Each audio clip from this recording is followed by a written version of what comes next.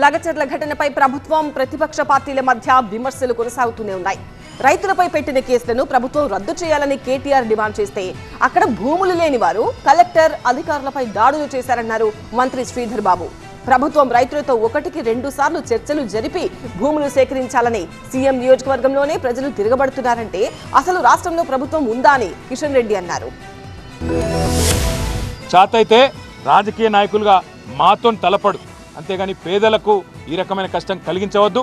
బేషరతుగా ఇక్కడైనా సిగ్గు తెచ్చుకొని ఈ కేసులన్నీ వెంటనే రద్దు చేయాలి, వాళ్ళని వెంటనే విడుదల చేయాలని చెప్పి మేము డిమాండ్ చేస్తూ ఉన్నాం. పేదవాళ్లతోని ఎస్సీ ఎస్టీ బీసీలు చిన్న సన్నకారు రైతులు ఉన్న మొత్తం భూమిని నేను గుంజుకుంటా, ఏమన్నా చేస్తా, నేను కొడంగల్ మాత్రం మా అల్లునికి ఫార్మా కంపెనీ పెట్టిస్తా అంటే ఇది తెలంగాణ సమాజం మాత్రం తప్పకుండా తిరగబడుతుంది. ఇలా కొడంగల్ మరలబడ్డది, రేపు తెలంగాణ మొత్తం మరలబడుతుంది.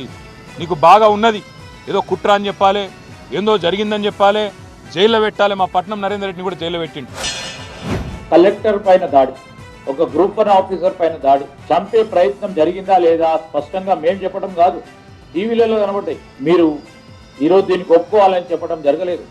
కలెక్టర్ గారు పోయి వారి అభిప్రాయ సేకరణ భాగంలోనే వారికి ఎక్కడికి వెళ్ళడం జరిగింది. విచారణ తేలిపోతుంది. విచారణ ఈరోజు ఒక సీనియర్ పోలీస్ అధికారి పర్యవేక్షణలో విచారణ జరుగుతూ ఉంది. అన్ని విషయాలు కూడా స్పష్టంగా బయటికి రావడం జరుగుతుంది. చర్చలతో జరపాల్సినటువంటి కార్యక్రమము కలెక్టర్ మీద దాడుల వరకు తెచ్చింది ప్రభుత్వం. రైతాంగంతో చర్చలు జరిపి ఒక ముఖ్యమంత్రి సొంత కాన్స్టిట్యున్సీలో ఏ ఫ్యాక్టరీ పెట్టాలన్నా, ఎక్కడ భూసేకరణ చేయాలన్నా రాష్ట్ర ప్రభుత్వ బాధ్యత అది.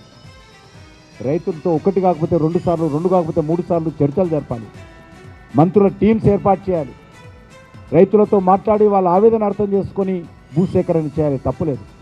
కానీ ఈరోజు సొంత కాన్స్టిట్యున్సీలోనే, ముఖ్యమంత్రి గారి సొంత కాన్స్టిట్యున్సీలోనే భూసేకరణ సంబంధించి కలెక్టర్ మీద దాడి జరగడము, రైతుల మీద కేసులు పెట్టడము, జైలుకు పంపించడము, ఎక్కడ పోతుంది ప్రభుత్వం అని అడుగుతా ఉన్నాను.